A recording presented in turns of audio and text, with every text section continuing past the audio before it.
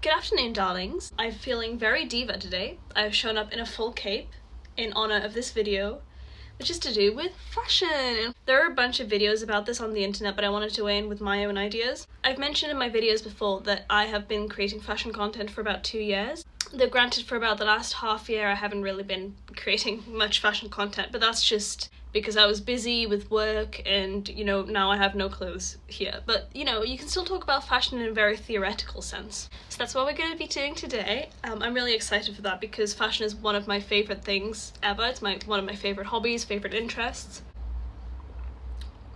Oh god, that's so much lemon juice, Jesus Christ. Today I have with me a cup of Earl Grey with rose and I think blue pea flower. I always take my Earl Grey with lemon juice and honey. This is sugar in this case because I ran out. I hope you enjoy the look. I went all out for you guys because I'm not doing anything else today.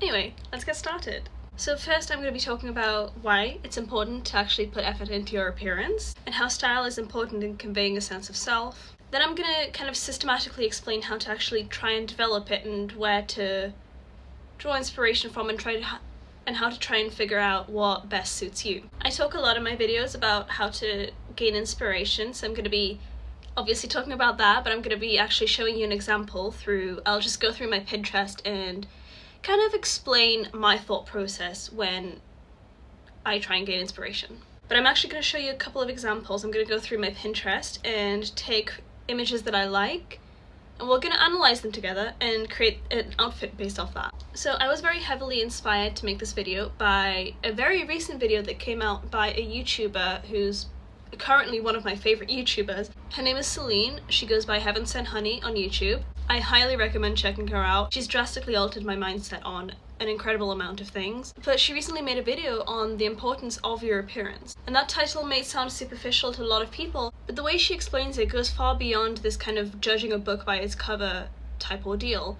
And so I'm just going to paraphrase it. I do highly recommend actually checking that video out because she explains it a lot better than I could. Basically, she talks about how your appearance is a really, really important social tool and how the way you present yourself, and we're not even talking about just the way you look naturally. We're talking about, for instance, like grooming, style, hair, anything that goes into your physical appearance, basically. That is a collection of symbols, and you have people who are really good at deciphering these symbols, and it gives them hints as to who you are as a person internally, as in your personality, your ideals, inspirations, etc. Your appearance attracts similar people to you because it is this kind of secret code to people who are in the know. Your appearance is a way of communicating yourself to the outside world, and that's how you interact with the physical realm.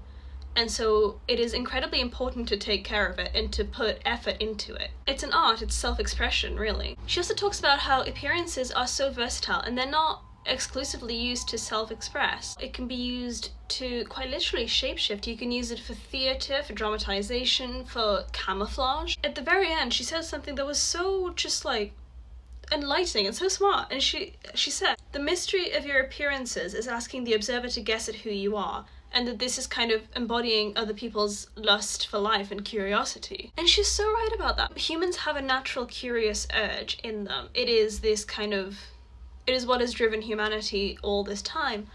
And, your appearance creates intrigue in other people who know how to read these signs, and they want to get to know you. And whether their assumptions about you may be true or not is irrelevant, really. It's kind of the fun of it, though.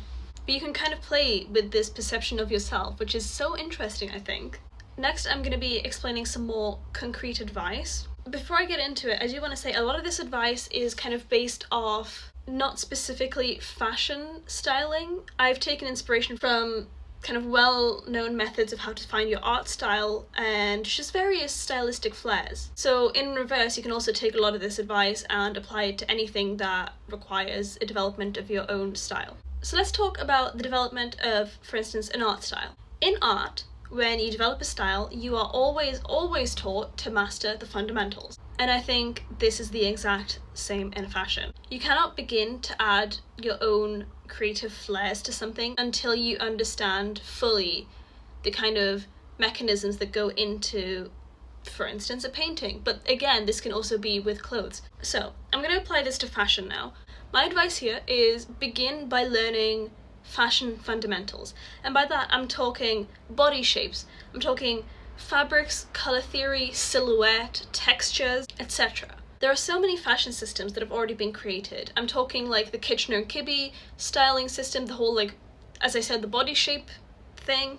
And I would like to give a disclaimer before we go any further. I do believe that all of those are incredibly restrictive in self-expression, but they are the fundamentals. I think if you're getting into fashion, you need to learn about these systems, because a lot of them were built off logical principles, and a lot of them do achieve the desired effect. Otherwise, they wouldn't be as well renowned in the world as they are. However, once you have mastered that is when you get to toy with it, because at that point you understand the effects you are causing by deviating from these systems. For instance, to only dress in a style that suits your body shape, that suits your color season, that suits your essence, is incredibly restrictive in the same way that sticking to hyper-realistic art is restrictive.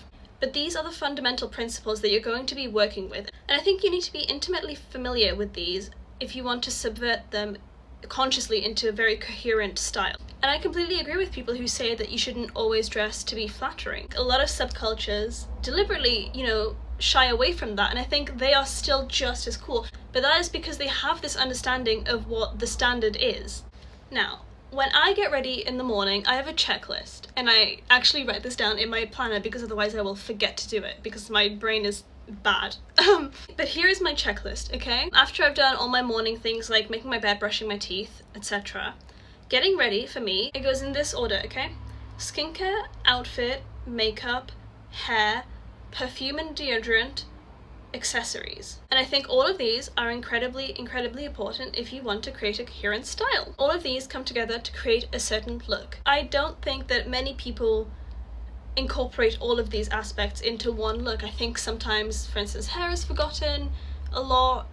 You can easily forget to put on accessories, perfume and deodorant, etc. You need to keep in mind the physical makeup of a look. Some other things that go into a look, your nails. Again, this is like a once a week type of thing. You sit down, you do your nails, you listen to some nice music, you watch a film, it's fun. And something that's overlooked a lot, and which admittedly I am trying to work on at the moment, but I'm very bad at it, is your physicality, the way you move. And I think a lot of people don't really have that grace when it comes to their physicality. And mind you, I do not either. I am a chronic sloucher. I have really bad posture. Like, it's really, really bad. But I think your body language does contribute a lot to how you are perceived.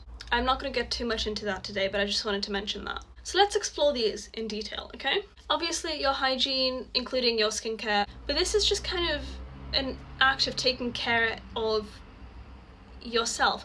And it's not just in a, self-care kind of way, but this is kind of the form with which you interact with the world. Taking care of that is absolutely essential because it shows that you respect yourself. Now, I do have to say, sometimes when I have incredibly bad mental health, I am not the best at this, but I try my best. Over the years, I've developed many kind of life hacks, I guess, that help me when I'm in one of these very depressive slumps to be still able to take care of myself.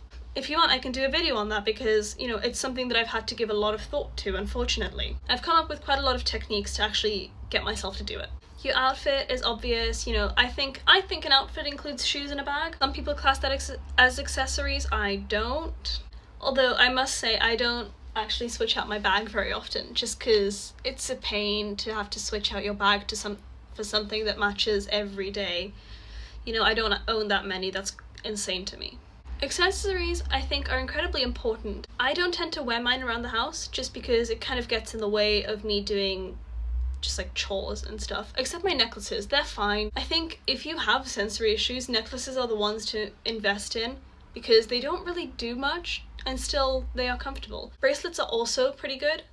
Rings, however, I take that off as soon as I'm home. As soon as I'm done with the video, they are coming off. And it's not even the fact that they are uncomfortable because I can live with my rings on, but oftentimes if I leave them on too long and I don't, take them off when washing my hands, the soap and the moisture kind of gets under the ring and it causes this kind of, I think it's contact dermatitis or something, but it causes like a rash underneath. So I don't recommend that. But if you love over-accessorizing, if you love having a bunch of rings on, I usually have more than this, but I lost a bunch of them. Either make an effort to take them all off before you wash your hands to keep them dry, or just take them off when you come home. Take them off before bed. You know, it's just good for you. It's good for your skin health, okay? Your makeup. There are a bunch of makeup styles you can try, and I think people don't experiment enough with their makeup. You know, I'm not exactly going all out today, but for instance, I know that I have a very low contrast face. Now, the only thing that is high contrast in this look is my eyeliner, and that's because I love eyeliner a lot. And my love of eyeliner is stronger than my dedication to this whole system of colour theory. Everything I read tells me that it doesn't suit my features, but yet I always look better with it. So I trust my own judgment more than a generalized system that's meant to suit, you know, everyone, basically. Which it's never going to. It's never going to. There will always be outliers. And so I think, you know, be a bit critical. Have a little bit of critical thinking there, okay? In terms of hair, just make sure it looks good, you know? And I'm not even talking about, you don't even have to have it styled necessarily, but hair is fairly easy to work with. You know, I have my little space buns in right now, but like put a couple of clips in, you know? Curl it. Just make sure it looks healthy. I think it's fun to play with your hair because it's such a neglected aspect of your appearance. A lot of people just have it down naturally. And while that also looks good, don't get me wrong, it looks great a lot of the time, but some looks don't call for it. There's some looks that do. For instance, very flowy clothes often look good with very flowy, longer hair. It really just depends on what vibe you're going for. So just put some thought into that on the daily. It doesn't take long most of the time. Perfume. I recommend having one signature perfume and never telling anyone what it is. Even if they guess it right, just lie. You know, what's the harm? I recommend buying small samples of different perfumes to use every season. And not these like 2ml ones, maybe like a 30ml if you're using it daily. And I recommend mixing that with your signature perfume. Obviously get something that like vaguely matches the scent profile. Don't get something that smells really bad together, because you will always have that base DNA of your signature perfume, but it's gonna, you know, change with the seasons, which is gonna be really fun, and it's gonna lead to you having a lot of scent memories associated with that time. It's like a little time capsule. You're ensuring that you will be able to remember that time in your life, basically. Now, I must say, for me, having my nails done is hard because I am A, bad at painting them, B, my nails have always been really brittle no matter what supplements I take. I have no idea why, but they always just break off. And so I always have like really mismatched nail lengths. So what I've taken to doing, I haven't done it today because I haven't got some at the moment, but I use fake nails, right? I use the like little glue tabs and I put on fake nails. Now, I don't like to have mine too long because they're just incredibly inconvenient. I type a lot, you know, I do chores, and also they're just more prone to breaking off, I feel, when they're very long. If you use glue tabs instead of nail glue, you can recycle the nails if you don't lose them. So, you know, try not to lose them. And what I've found actually is really fun. I have a pill box which I keep all my nail sets in, and it's really it's a good way to keep them organized, and you can like reuse them whenever you want, which is super fun. Next step, I would say look at your inspirations and figure out what you like. And by inspirations, I feel you don't even need to take inspiration from media. You can take inspiration from anything. And I think I'm gonna put a list of kind of prompts up on the screen, which I'm gonna come up with after I make this video. But if you take some time, you need to sit down for about half an hour, you know, put some music on and answer these questions. And it'll give you a better idea of what you gravitate towards, what you feel resonates with you, what you feel symbolizes you the most. Also write down why, write down the reason for these. And these are just kind of prompts that I've heard from other people, or just, you know, stuff that comes into my head. Just write down a few keywords as to why you like these things, what aspect of these, you know, draws them to you. And that's going to kind of help you narrow down the vibe. And I would like to mention, it's not natural to completely fit into one single vibe, okay? Like, not everything is about you is going to be coastal grandmother, okay? You will have a multitude of things that beckon to you, and that's what is normal, okay? So don't worry about that too much. But you will kind of see similarities vaguely between these things, so you will be able to group them loosely into these general components of you or your interests. I want you to take these ideas and kind of form a word cloud with it, or like a key point plus tool. Is that what you call it? The word, it's like a word in the middle and it comes out. I forgot what we called it, but we did it all the time in like school. Once you have kind of a visual representation of it, it's easier to analyze the similarities between all these things. When you're looking for style and inspiration, I'm begging you to stop asking people what they're wearing. Like, why do you care so much? Because buying the exact same outfit that someone has on is just so boring. Like, I'm not even gonna sugarcoat that. You are boring if you do that. If you like what someone's wearing, go on Vinted and like search up the vague item that you like. Just get something that resembles it but that's not the same. Like, be so for real right now. I think taking inspiration from other people's outfits is good for figuring out how to style things. Now, I don't think it's good for figuring out your own style. I also don't think it's good to find what clothes you want to buy. That's basically the point I'm trying to make. I've always looked for Pinterest to figure out how to layer things, like more creative ways to layer things, kind of accessories being used in weird ways. Those are all fun, and that's how I gain inspiration from other people's styles. I don't then go and take a picture, a screenshot of that style, and I don't go and reverse image search it to find the exact pieces. Just like, you lack creativity at that point. Like, what fun are you having at that point with fashion? You're having none, basically, is what I'm saying. Try and borrow techniques, not style. In terms of what clothes to actually purchase, or just kind of what vibe you're going for, if you're only taking inspiration from other people's styles, you are just remixing at that point. You're not putting in that kind of mental gymnastic to be able to translate to something that you really enjoy. Now, I'm gonna go on Pinterest, so I will be looking downwards, but I'm gonna kind of explain how I develop my personal style and kind of how I gain inspiration, okay? I'm just gonna scroll randomly on my outfits board and I'm gonna pick one, and then I'm gonna take maybe 5 inspiration pictures from my like general inspiration board on Pinterest, and we're gonna translate that into a look, okay? We're gonna take a look like this and we're gonna break it down into individual parts. For instance, let's look at this kind of cape thing. So it's got a bell sleeve, it's got ruffles, and it's got a pastel color scheme.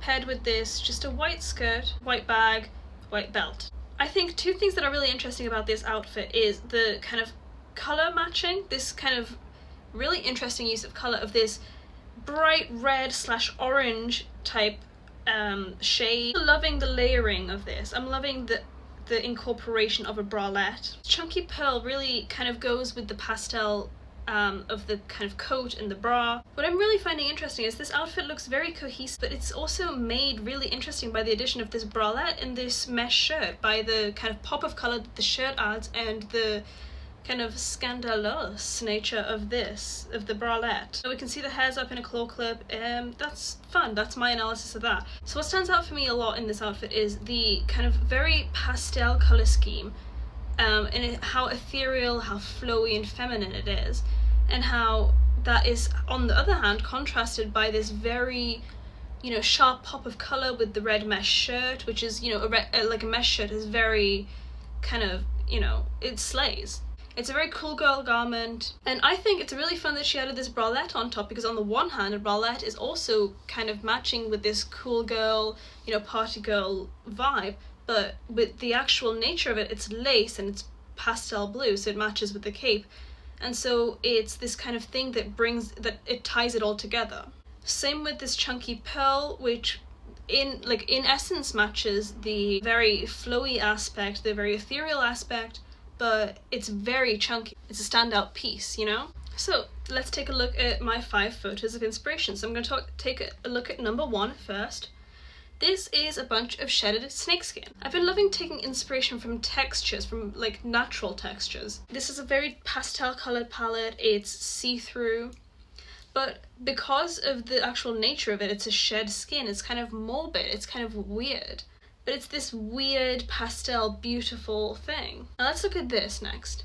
So some standout things is obviously the color scheme is so striking, it's beautiful, with this blue, yellow, green thing, and obviously the abundance of stars makes it very, very whimsical, very mystical, kind of like vaguely whimsy goth. But if you took, as I wrote here, Angel's Egg, I've never actually seen Angel's Egg, but I'm fairly sure The hair kind of reminds me of that a lot, and just the general style.